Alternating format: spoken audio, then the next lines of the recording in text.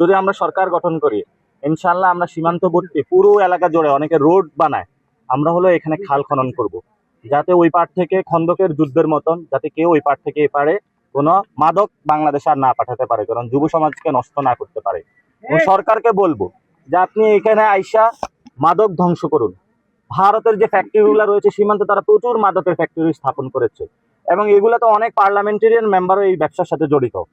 সরকার পার্লামেন্টে ঢুকার আগে এগুলার হলো মাদক খেয়ে আসছে না কিনা সেগুলো হলো চেক করানো আগে দরকার, তাহলে এটা হবে।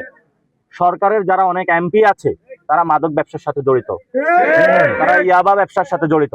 বাংলাদেশে তাহলে ঢাকাতে ইয়াবা পাওয়া যায় কেন, পোলাপানের কাছে গাঞ্জা পাওয়া যায় কেন, পেন্সিডিল পাওয়া যায় কেন? সরকারের যারা এমপি আছে, স্বরাষ্ট্র বিভাগ আছে, তাহলে তারাও এটার সাথে জড়িত আছে। এই জন্য সালাউদ্দিনকে হলো জবাবদিহিতার আওতায় আনতে হবে। উনি হলো নার্কোটিক্সের সাথে জড়িত আছে, নাহলে বাংলাদেশে নার্কোটিক্স আসে কিভাবে, সেটা আমাদের প্রশ্ন।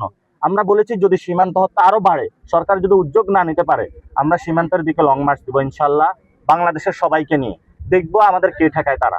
এবং সরকারকে বলবো এর আগে আপনারা উদ্যোগ গ্রহণ করুন, যাতে আপনারা সীমান্ত হত্যা কমিয়ে নিয়ে আসতে পারেন। এবং কয়েকদিন আগে একজন সাংবাদিককে খুন করা হয়েছে, এখানে সাংবাদিকও নিরাপদ না, স্কুল কলেজ ছাত্র নিরাপদ না, কোনো নাগরিক নিরাপদ না, তাহলে বাংলাদেশের মানুষ কোথায় নিরাপদ? এটা সরকারের কাছে প্রশ্ন আমাদের। আমি আজকে আসার পথে অনেক জায়গায় আমাকে বাধা দান করা হয়েছে, আপনি 3 জন যাইতে পারবেন, 4 জন যাইতে পারবেন। আমি তো বাংলাদেশে দাঁড়িয়ে আছি, আমার যেটা ইচ্ছা সেটা আমি ঘুরবো, যেটা ইচ্ছা সেটা আমি যাব। হু আর ইউ যে আপনি আমাকে বলার জন্য যে আমি কয়জন সহকারে যাব? কালকে রাত্রে থেকে আমাদের ডিস্টার্ব করতেছে স্বরাষ্ট্র মন্ত্রণালয় থেকে। এই যে চুড়ি চুড়ি লাল চুড়ি পরাইতে হবে সালাউদ্দিনকে, হলো সংবিধান বুঝে, সীমান্ত বুঝে না, সীমান্তে যে হত্যা হয় সার্বভৌমত্ব বুঝে না, জাতীয়তাবাদ বুঝে না, শুধু সংবিধান বুঝে।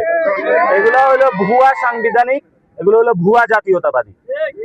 এই জন্য তাদেরকে বলবো বাংলাদেশের পক্ষে আসুন দ্রুত।